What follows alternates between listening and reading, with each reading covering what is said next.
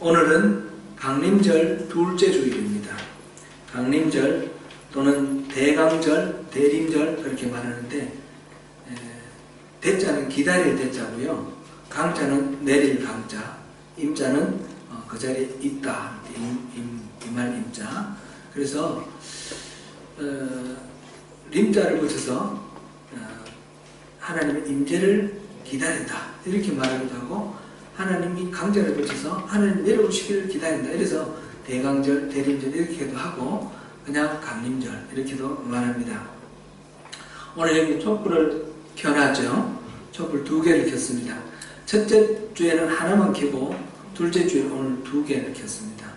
그 다음 셋째 주일에는 3개를 켜고 넷째 주일은 4개를 켜겠습니다. 이렇게 4주 동안이 강림절, 예수 그리스도의 성탄절 바로 앞에 4주인데 성탄을 기다리는 그런 절기죠. 시즌, 그런 절기인데 2000년 전에 오셨던 예수님이 다시 육신을 입고 이 땅에 오시라 그런 뜻이라기보다는 이 성탄을 기념하면서 예수님께서 우리 삶 가운데 임재하여 주시기를 그렇게 바라는 마음으로 강림절을 지킵니다.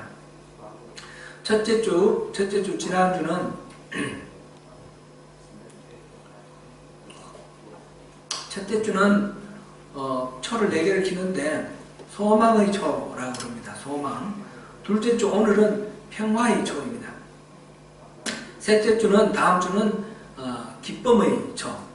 그리고 넷째 주 마지막에는 사랑의 초. 기쁨의 초는 특별히 색깔이 분홍빛으로 되어 있습니다. 그렇게 드러나게 그렇게 되어 있고요. 오늘은 이 평화의 초 이것을 생각하면서 우리가 평화를 기다리는 마음으로 예수님께서 어떤 의미로 우리의 삶에 오셨는가, 그리고 우리는 어떻게 예수님을 맞이해야 하는가 하는 것을 우리 같이 한번 보겠습니다. 특별히 북한에서 최근에 핵무기 시험을 계속하고 또 장거리 미사일 발사 시험을 계속합니다. 얼마 전에는 ICBM을 발사를 했는데 아마 미국 동부까지 이를 정도가 된다. 그렇게 기술력이 굉장히 많이 전진됐다는 것을 자기들은 과시했고 미국과 우리나라와 다른 나라들은 그것을 인정하지 않을 수 없게 되었습니다. 그러니까 이 상황 속에서 핵을 탑재를 해가지고 공격할지도 모르는 그런 상황이 되지 않도록 하기 위해서 선제 타격설 이런 것들이 계속 꾸준히 나옵니다. 미국이 먼저 가서 폭격해버리고 못하게 하겠다는 거죠. 사실은 우리나라는 그렇게 지금 휴전 상태고 겉으로 봐서 평화롭지만 굉장히 위태로운 그런 상황이죠. 만약 전쟁이 일어난다 그러면 북한에서 휴전선에서 서울 가장 가까운 데가 한 23km 떨어져 있는데 휴전선 쪽에 집결되어 있는 장거리 미사일이 아니라 장사포, 장거리 포가 이 사정거리가 60km 되는 것들이 수백 개가 있습니다. 그러니까 전쟁이 일어나면 그것 한꺼번에 만약 손다치면 서울은 불바다가 될 것이고 수백만이 죽게 되는 그런 비참한 결과가 나올 겁니다. 아무리 북한이 이렇게 나오는데 이쪽에 스쿼드를 발사하고 뭐 해서 막는다 하더라도 막는 데 한계가 있습니다. 그래서 전쟁이 일어나면 안 됩니다. 간혹 가다가 남북 간의 관계에서 전쟁을 상정하지 않고 어떻게 평화를 얘기를 하느냐 그러는데 너무 태평한 이야기입니다. 무조건 전쟁은 일어나지 않아야 됩니다. 물론 전쟁 끝으로 북한 멸망당할 것이고 뭐 통일이 될 수도 있겠지만 그 과정 속에서 너무 많은 희생이 치러야 되기 때문에 전쟁은 할 수가 없는 그런 우리는 그런 절박한 상황에 있다는 것을 우리는 다 이해를 합니다. 근데 미국 대통령 트럼프가 뭐 선제 타격한다 그러고 그런데 이게 실제로 그럴지도 모른다라는 불안감이 있는 거예요. 며칠 전에는 예루살렘을 이스라엘의 수도로 그렇게 인정하겠다. 그렇게 전격적으로 발표를 했습니다. 이거는 이스라엘이 건국된 이후에 70년 동안 계속해서 말하자면 잠재되어 있었던 그런 갈등의 씨앗인데 그것을 터뜨려 버린 겁니다. 지금 어떤 식으로 발전할지는 이제 내주 이렇게 보면서 봐야 되겠는데, 그동안에 다른 미국 대통령 누구도 그렇게 하지 않았는데 트럼프는 그냥 저질러 버리는 그런 사람이라서 참 많이 우리가 위태위태하게 생각합니다. 다행히 우리나라 지금 어떤 평화를 갈구하고 또 대화를 모색하고 이런 기조가 있기 때문에 금방 전쟁은 안 일어나지 않을까 이런 생각은 위안은 갖는데 그건 일방적으로 되는 거 아니죠. 상대가 어떻게 하느냐에 따라서 또 달라지는 것이기 때문에 참 어렵습니다. 그래서 우리가 기도를 많이 해야 됩니다. 이렇게 전쟁의 위협 앞에 있는 우리가 크리스마스 성탄절을 맞이하면서 예수님에 대해서 예수님이 평화의 왕으로 오신다 그러는데 우리는 이 상황 속에서 이 평화는 어떻게 이해를 해야 되는가 하는 것이 오늘 우리가 관심을 가지고 볼 부분입니다. 일찍이 하나님은 이사야 선지자를 통해서 이 땅에 오신 메시아는 평화의 왕이다 라고 그렇게 약속해 주셨습니다. 그 말씀 오늘 보면 이사야 9장 6절에 보면 평강의 왕이라는 말이 들어있습니다. 6절만 다시 한번 읽어보겠습니다. 이는 한 아기가 우리에게 낳고 한 아들을 우리에게 주신 바 되었는데 그의 어깨에는 정사를 메었고 그 이름은 기묘자라 모사라 전능하신 하나님이라 영존하시는 아버지라 평강의 왕이라 할 것입니다. 여러 가지 이름이 있지만 그 중에 오늘 우리가 주목할 것은 평강의 왕이다 하는 이 이름입니다. 평강의 왕, 평강은 다른 말로 그냥 평화, 우리 쉽게 평화로 이렇게 이해하면 되겠습니다. 영어 번역에서는 Prince of Peace 이렇게 평화의 왕자라고 이렇게 번역을 하였습니다. 이 세상의 통치자들은 자신의 이익을 위해서 전쟁과 공포를 주지만 만왕의 왕으로 오신 우리 주 메시아 예수 그리스도는 이 세상에 진정한 평화를 가져오시는 그런 평화의 왕이시라 하는 것입니다. 이사야 선지자가 이 말씀을 선포한 후에 한 700년이 흐른 후 유대 땅 베들레헴에 한 아기가 태어났습니다. 그 아기 탄생하던 날 밤 천사가 목자들에게 나타나서 이렇게 말을 합니다. 누가복음 2장 14절 말씀입니다. 누가복음 2장 14절 얼른 한번 찾아보겠습니다. 누가복음 2장 14절 같이 읽어봅니다. 시작. 지극히 높은 곳에서는 하나님께 영광이요 땅에서는 하나님이 기뻐하신 사람들에게 영광이다. 아멘. 천사가 이 말을 목자들에게 했을 때 목자들은 이 말이 무슨 말인지 금방 알아들었습니다. 왜냐하면 700년 동안 기다렸기 때문입니다. 평화의 왕을 주겠다. 하나님이 말씀하셨기 때문에 천사가 하늘에 지극히 높은 곳에는 하나님께 영광, 땅에는 하나님 기뻐하시는 자들에게 평화를 얘기하는 순간 이분이 바로 메시아다. 그렇게 생각을 했습니다. 그래서 평화의 왕으로 오시는 이 아기를 경배하기 위해서 목자들이 달려갔습니다.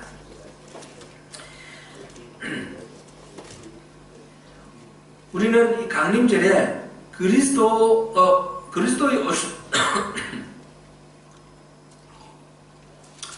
오심을 기다립니다. 그것은 앞서도 말씀 나눈 대로 이 그리스도가 우리 삶에 임재하셔서 평화의 왕으로 오셨으니까 우리 삶을 다스리셔서 평화롭게 만들도록 우리 삶을 평화로 변화시켜 주시도록 그렇게 우리가 요청하고 바라고 기도하면서 기다리는 시간, 그것이 바로 강림절이라는 것입니다. 보통 사람들이 기다리는 것은 자기가 소원한 바가 이루어지도록 기다립니다. 그런데 강림절에 우리가 기다리는 것은 우리의 소원이 아니고 하나님의 약속이 이루어지도록 기다리는 것입니다. 그 하나님의 약속, 그 약속은 역사적으로 2000년 전에 유대 땅 베들레헴에 예수님이 오심으로 이루어졌고, 그리고 오늘 그 예수님의 강림을 기다리는 우리에게 실제 우리 삶 속에서 이루어질 것입니다. 이것은 하나님의 약속일 뿐만 아니라 하나님의 소원입니다. 하나님의 소원이기 때문에 이것은 반드시 이루어집니다. 예수님이 이 땅에 탄생하신 그 사건은 지극히 높은 곳에서는 하나님께 영광이고, 땅에서는 하나님이 기뻐하시는 사람들 중에 평화입니다. 우리는 하나님의 약속대로 예수 그리스도가 우리 안에 오셔서 평화의 왕이 되시도록 그렇게 우리를 다스려 주시기를 기다리고 기도하는 것입니다. 그런데 우리에게 하나의 의문이 있습니다. 예수님이 이 땅에 평화의 왕으로 오심으로 이 땅에 모든 갈등과 전쟁이 없어지고 이 땅이 평화로워졌습니까? 우리가 성탄절 찬송 중에 그런 게 있죠.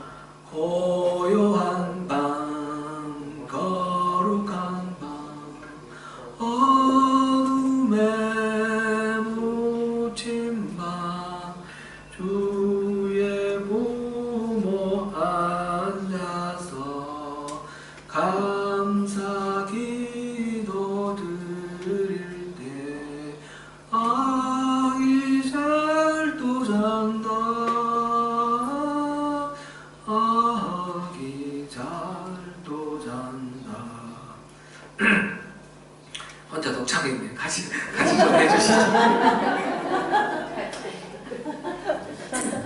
정말 환경적 요인이 그랬을까요?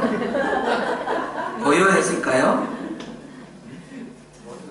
거룩해서 모두가 어둠에 묻히고 주의 부모가 감사기도 할 때에 아기가 그냥 색색거리고 잘 잤을까요? 환경적인 요인을 보면 결국 그렇지 못한 겁니다. 이 외양간은 우리 크리스마스 장식할 때 만들어 놓은 그런 외양간이 아니에요.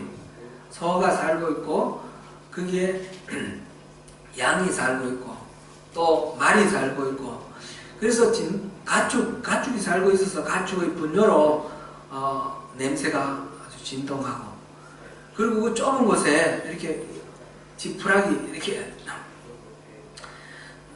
모아서 그 속에 앉아 있으니까 조금만 움직여도 부스럭부스럭 소리가 나고, 사람이 와 있으니까, 낯선 사람이 와 있으니까 이 짐승들도 잠을 못 자서 계속해서 움직이며 짐승의 목에 달린 방울들이 쨍그랑 달랑달랑 온갖 소리를 낼 것이며, 또 목자들이 와서 그 메시아의 탄생을 기념하면서 와서 송축하고 노래를 냈으니까 노래소리도 들렸고, 또 동방박사들도 찾아왔지 않습니까? 부산한 가운데 짐승들이 놀라서 소리 지르고 엄매 울면서 결코 조용하지 않고 부산스러웠을 것입니다. 그 속에서 아기가 잘도 잔다. 잘 잤는지 모르지만 잘 잔다라고 노래를 하고 있습니다. 예수님이 찾아오신 이 세상도 아마 그런 상황 비슷하지 않을까 싶습니다. 그때나 지금이나 인간 사는 세상에 전쟁과 싸움과 갈등이 끊이지 않습니다. 평화의 왕으로 오셨으니 이제 모든 갈등은 없어지고 모든 전쟁은 끝나고 평화만이 이 땅에 있어야 할 텐데 그렇지 않습니다. 2000년 동안이 2000년의 역사 같으면 전쟁의 역사다 이렇게 말해도 좋을 만큼 전쟁은 끊이지 않았습니다. 1차 대전, 2차 대전으로 수백만이 죽는 그런 비극도 봤고, 우리 조국 대한민국에서는 6.25 동란을 겪으면서 또 수백만이 죽는 그런 전쟁을 겪었습니다. 사람들은 평화를 위해 힘을 길러야 한다 그렇게 말합니다. 팍스 로마라는 말 있죠. 로마 시대에 로마가 이 세상의 평화를 이루기 위해서 군대를 양성하고 전쟁을 벌여 이 민족들을 정복을 했습니다. 그래서 팍스 로마나 로마의 평화를 이룬다 했습니다. 그러나 그 팍스 로마나 시대는 끊임없는 정복과 전쟁의 시대였습니다.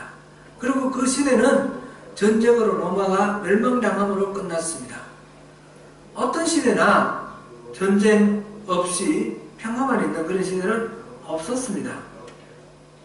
예수님께서는 마태복음 10장 34에서 36절에서 이렇게 말씀하십니다.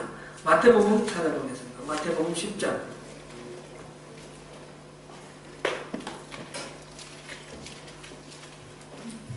마태복음 10장입니다.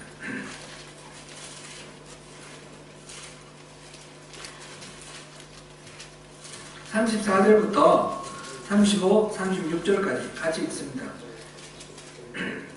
시작. 내가 세상에 화평을 주러 온 줄로 생각하지 말라. 화평이 아니요 음을 주러 왔노라. 내가 온 것은 사람이 그 아버지와 딸이 어머니와 며느리가 시어머니와 놀라게 하려 함이니 사람의 원수가 자기 인간을 시키리라. 이 글을 보면 예수님께서 과연 평화영으로 오셨다 하는 이 말이 맞는가 싶기도 합니다. 주님이 화평을 주러 오신 것이 아니라 검을 주러 오셨다 했습니다. 가족들 사이에 불화가 생기고 원수가 되게 하겠다 하셨습니다. 여기서 우리는 이 이사야가 말한 평화의 왕이라는 의미가 무엇인지, 여기서 마태복음에서 나오는 화평을 주러 온 것이 아니고 검을 주러 왔다는 말이 무엇인지 그 의미를 한번 따져볼 필요가 있겠습니다. 히브리어로 이 평화라는 말은 샬롬이라고 합니다. 우리가 인사할 때도 샬롬 그렇게 하기도 하죠. 이 샬롬은 단순히 갈등이 없고 전쟁이 없는 상태를 일컫는 말이 아니고 건강하고 완전한 내적 평온의 상태, 내면적인 평온함, 건강하고 완전함, 그것을 일컫는 말입니다. 어떤 목사님 설교를 듣다가 이런 예화를 보았습니다. 2차 대전이 끝나고 난 후에 독일의 백작 한 사람이 친구 화가에게 그림을 부탁했습니다. 나라는 전쟁에서 졌고 전쟁으로 인해서 모든 것을 잃어버리고 현재와 장래에 대해서 안심되는 것이 하나도 없이 불안하고 이런 상황 속에서 마음의 위안을 받기 위해서 평화를 상징하는 그림 하나 그려달라 이렇게 부탁하였습니다. 친구 화가는 석 달이나 걸려서 힘써 애를 써서 아주 멋진 벽화를 하나 그렸습니다. 그 그림을 그려서 친구에게 줬는데 그 벽화는 아름다운 호수가 있고 산림이 둘러싸여 있고 둥근 달이 호수에 이렇게 비춰서 그 잔잔한 그 물결, 헛물결, 그 물결이 이렇게 깔려있는 그런 아주 평화롭게 보이는 고요한 그런 경치를 그린 그림이었습니다. 그러나 백작은 이것을 바라보다가 실망스러운 표정을 가지고 띄면서 친구에게 말했습니다. 이 그림은 참 보기에는 아름답고 평화롭게 보이지만 한번 폭풍우가 불어버리면 이 잔잔한 물가, 이 물결, 언물결, 금물결은 다 없어져 버리고 그냥 평화는 깨져 버릴 거 아닌가. 다른 그림을 한번 그려보게 그렇게 부탁을 했습니다. 화가는 이 말에 도전을 받고 다시 그림을 그립니다. 이번에 그린 그림은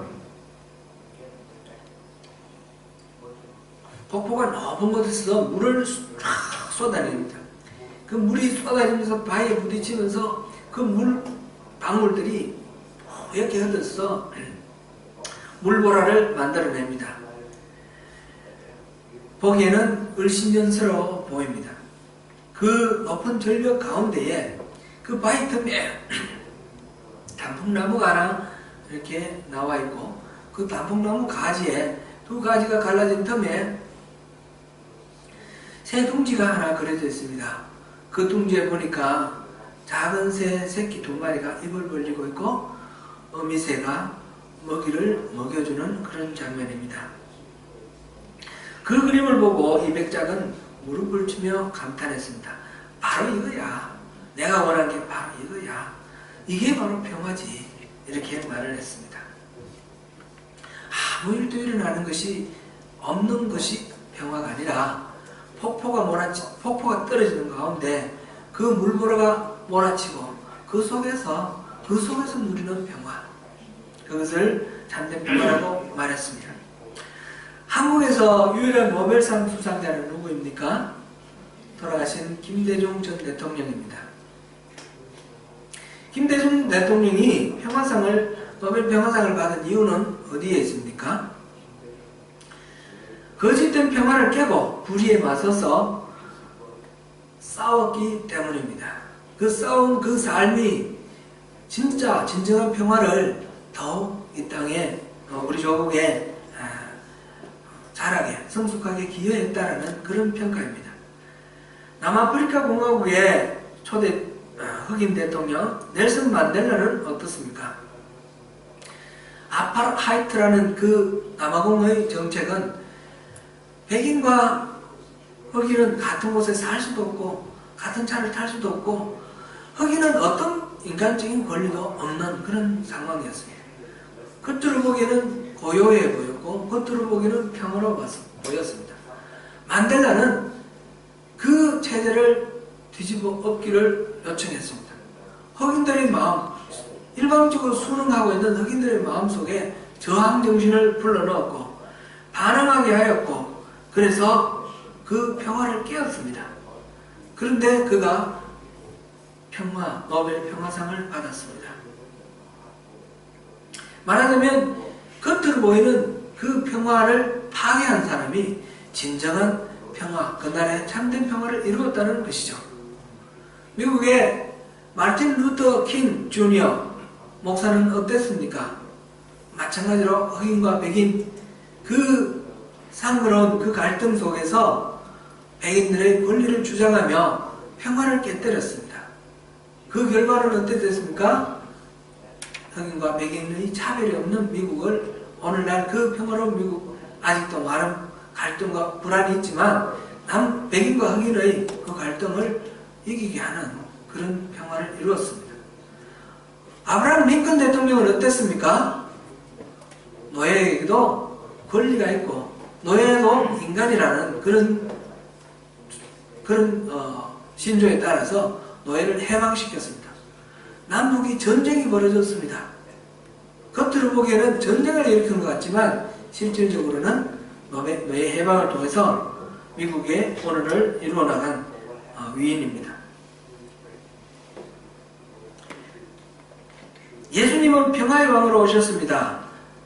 그런데 그 평화는 우리가 막연하게 아무 일 없는 그런 평화가 아니었습니다. 예수님은 동시에 화평을 주러 오신 것이 아니라 검을 주러 오셨다 하였습니다. 이 화평은 거짓된 평화입니다. 참된 평화를 위해서 거짓된 평화를 깨뜨리는 검을 주셨습니다. 예수님이 이 땅에 오신 일은 거짓된 평화로 고요해 보이는 세상을 뒤엎는 사건이었습니다. 예수님은 겉으로 볼 때 평화로운 삶, 어떤 정부에도 반항하지 않는 것처럼 보이지만 예수님은 기존 세계 질서 전체를 뒤엎는 그런 삶을 사셨습니다. 그 예수님의 그 평화를 위한 검의 마지막 클라이막스는 십자가에서 죽는 사건입니다. 겉으로 보기에는 사단에 의해서 패배를 당하는 것이고 죽음으로 끝나는 것 같았지만 예수님이 그 죽으심으로 예수님은 사단의 세력을 멸망시키셨습니다. 예수님은 죽음을 이기시고 부활하셔서 그 승리를 완성하셨습니다. 거짓된 평화가 깨어지고 참된 평화가 세워진 것입니다.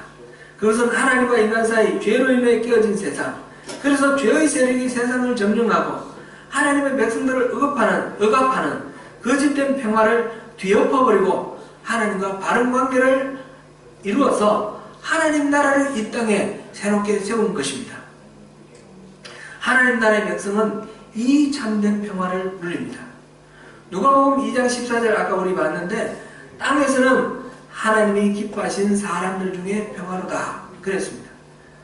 이 구절을 메시지 성경에서는 주어를 바꿔서 Peace to all men and women on earth who please him. 하나님을 기쁘시게 하는 사람들을 모든 사람들에게 평화다 그렇게 말했습니다. 하나님이 기뻐하시는 사람 또 하나님을 기쁘시게 하는 사람 이 사람들에게 평화라는 것입니다. 정말 하나님이 좋아하시는 사람들에게만 주어지는 평화라는 것입니다. 주님은 어떤 사람을 좋아하시고 기뻐하실까요? 우리가 예수 믿고 교회 다닌다면 하나님은 무조건 좋아하실까요? 그렇게 볼 수는 없습니다. 많은 사람이 믿음 속에서도 넓은 길, 평탄한 길을 원합니다. 그러나 바른 믿음의 길은 좁은 길입니다. 좁은 문입니다. 주님과의 관계가 바르게 정립된 사람들, 그 사람들이 바로 하나님이 기뻐하시는 사람입니다. 다른 말로 표현하면 바른 믿음으로 서 있는 사람입니다. 이런 사람이 참으로 구원받은 사람입니다. 이 말은 그 사람의 행동이 조금도 하나님 보시기에 잘못이 없는 완벽한 인간, 완전한 사람을 말하는 것이 아닙니다. 완전한 관계를 얘기하는 것은 하나님께 전적으로 의지하고 하나님을 전적으로 신뢰하는 참된 믿음을 말하는 것입니다. 우리 엄마 아빠가 아기를 낳을 때 어떻습니까? 아기를 낳아보면 이러면 얘가 웃을 때만 이쁩니까? 웃을 때나 울 때나 다 이쁩니까? 웃을 때나 울 때나 다 이쁩니다. 밥 먹을 때도 이쁘고 똥 쌀 때도 이쁘고 걸을 때도 이쁘고 엎어져도 이쁘고 뭔가 오물오물 움직일 때도 이쁘고 잠잘 때도 이쁜 것입니다. 존재 자체가 이쁜 것입니다. 이 아이는 부모에게 전적으로 의존하고 있는 상태입니다. 하늘나라는 이 어린이와 같은 자의 것이다 라고 예수님이 말씀하셨을 때 그 어린이와 같은 자라는 말은 우리가 전적으로 하나님께 의존적인 관계에 있는 것을 말합니다. 우리의 행동이 완전한 것이 아니라 우리가 하나님과의 관계 속에서 전적으로 하나님을 신뢰하며 하나님께 의존해 있는 그런 상태일 때 하나님이 기뻐하시고 그런 사람이 전적으로 평화를 누릴 수 있다는 것입니다. 환경과 상황을 뛰어넘어서 폭풍이 몰아치고 전쟁이 들이닥쳐도 하나님과의 이런 관계, 하나님을 전적으로 의존하는 그 관계 속에 있는 사람은 참된 평화를 누릴 수 있다는 것입니다. 사랑하는 성도 여러분, 바로 하나님과의 이 관계 속에서 이 평화를 누리시길 바랍니다. 예수님께서는 완벽한 평화를 이루기 위해서 이 땅에 오신 평화의 왕이십니다. 우리 삶에 온전한 평화가 없다면 예수님이 우리를 평화로 다스리도록 예수님을 왕으로 모시는 이 일에 우리가 온전하지 못하다 이렇게 돌아봐도 틀림이 없을 것입니다. 이런 말이 있습니다. It is not possible to have the peace of God without peace with God. 하나님과의 평화 없이 하나님의 평화를 가질 수 없다. It is not possible to have the peace of God without peace with God. 먼저 하나님의 평화를 얻기 위해서는 하나님과의 평화, 하나님과 함께하는 평화, 하나님과 우리 사이의 바른 관계, 하나님께 절대적으로 의존하는 이 올바른 의로운 관계, 이것이 바로 구원이고 이것이 바로 우리가 하나님의 백성으로 된 것입니다. 이것을 이룰 때에 우리 그 평화를 하나님이 주시는 평화를 누린다는 것입니다. 하나님은 우리에게 이 샬롬을 허락하시면서 또한 샬롬을 전하는 자로 삼으셨습니다. 고린도후서 5장 18절입니다. 고린도후서 5장 18절 우리 같이 한번 보시겠습니다.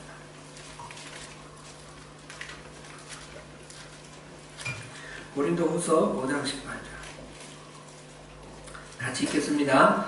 모든 것이 하나님께로서 났으며 그가 그리스도로 말미암아 우리를 자기와 화목하게 하시고 또 우리에게 화목하게 하는 직분을 주셨으니. 아멘.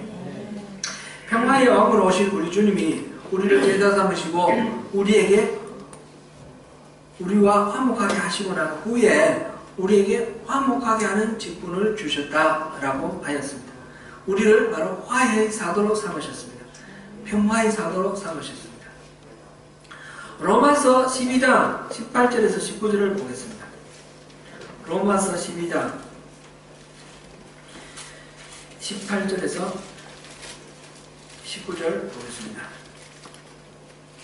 같이 읽겠습니다. 시작. 할 수 있거든 너희로서는 모든 사람과 더불어 화목하라. 내 사랑하는 자들아, 너희가 친히 원수를 갚지 말고 하나님의 진노하심에 맡기라. 기록되었으되 원수 갚는 것이 내게 있으니 내가 갚으리라고 주께서 말씀하시니라. 아멘. 할 수 있거든 모든 사람과 더불어 화목하라 그랬습니다. 모든 사람과 더불어 화목할 수 있습니까? 우리로서는 불가능합니다. 그런데 하나님께 원수 갚는 것을 맡기라. 하나님 진노하심을 맡기라. 하나님 알아서 하신다. 하나님에 대한 전적 신뢰를 가진 사람은 할 수 있다는 것입니다. 하나님을 전적으로 100% 신뢰하는 사람은 모든 사람과 화목할 수 있다는 것입니다. 하나님과의 바른 관계를 회복할 때 가능합니다. 우리의 성품이나 우리의 인간성으로 불가능하지만 우리는 하나님께서 우리에게 평화롭게 화목하도록 해주셨고 우리에게 화목의 직책, 평화의 사도 그 직분을 주셨습니다. 우리가 이 세상에 바로 그 직분을 우리가 수행하면서 이 세상으로 나아가야 하지 않겠습니까? 사랑하는 성도 여러분, 우리 신앙의 본질이 뭐라고 말할 수 있습니까? 제가 여러 번 강조해서 말씀드리겁니다. 두 가지로 말했습니다. 하나는 하나님을 사랑하고 하나님을 아는 친밀한 사랑의 관계 안에 들어가는 것. 하나님과의 친밀한 관계를 이루는 것. 이것이 신앙의 본질입니다. 두 번째로는 하나님의 일하심을 보고 전 삶으로 그 하나님의 일하심에 동참하는 하나님의 동력자가 되는 삶. 첫 번째 하나님과의 친밀한 관계, 두 번째로는 동력자 관계. 이 두 가지를 제가 말씀드렸습니다. 고린도후서 6장 1절을 한번 볼까요? 고린도후서 6장 1절.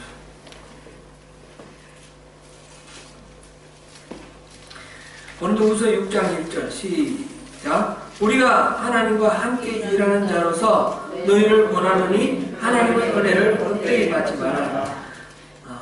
우리는 하나님과 함께 일하는 자다. 바울사도는 그렇게 말했습니다. 그러면서 은혜를 헛되이 받지 말라 말했는데 우리는 하나님을 위해 일하는 자가 아니라 하나님과 함께 일하는 자입니다. 하나님이 플랜하시고 하나님이 일하시는 그 자리에 우리 동참하는 겁니다. 하나님을 위해 내가 따로 계획을 하고 내가 뭔가 노력을 해서 그걸 해가지고 하나님이 마음에 드시죠 이렇게 하는 것이 아니라 하나님이 일하시는 그 과정에 우리가 들어가서 동참하는 그런 사람입니다. 하나님과 사이에서 이렇게 바른 관계를 이루는 사람은 하나님이 우리에게 주시는 샬롬, 참된 샬롬, 그 내면의 건강함과 온전함, 그것을 누리는 주인공이 될 것입니다. 사랑하는 성도 여러분, 평화의 왕 예수님의 탄생을 기다리는 강림절입니다. 우리 삶에 예수님이 평화의 왕으로 오셔서 하나님과의 관계를 회복시켜 주시고 우리를 구원하셨습니다. 예수님께서 이제 우리 삶의 일상의 모든 영역에 임재해 주셔서 그리스도로부터 오는 진정한 샬롬, 건강하고 완전한 내면적인 평화를 누릴 수 있도록 해 주셨습니다. 우리가 하나님과의 관계를 회복하여서 화목하게 되었음과 동시에 화목의 직책을 또한 부여받았음을 잊지 말아야겠습니다. 화해의 사도, 평화의 사도가 되었습니다. 이제 우리가 강림절을 보내면서 더욱 절실한 마음으로 예수 그리스도께서 우리 삶의 한가운데 임재해 주시도록 그것을 구하시고 기도하시고 하나님 그것을 허락하실 때 그것을 누리시고 하나님 은혜 안에서 우리 삶이 주님과의 관계, 회복된 관계, 부흥을 누리시는 우리 모두가 되시기를 바랍니다. 아울러 화목의 직책을 부여받은 화해사도, 평화의 사도로서 세상을 주님께로 회복시키는 이 영적 각성, 영혼 구원의 사역에 동참하시는 가운데 주님이 주시는 기쁨을 더욱 풍성하게 누리시는 평화의 주인공이 되시는 저와 여러분 되시기를 축원합니다. 기도하겠습니다.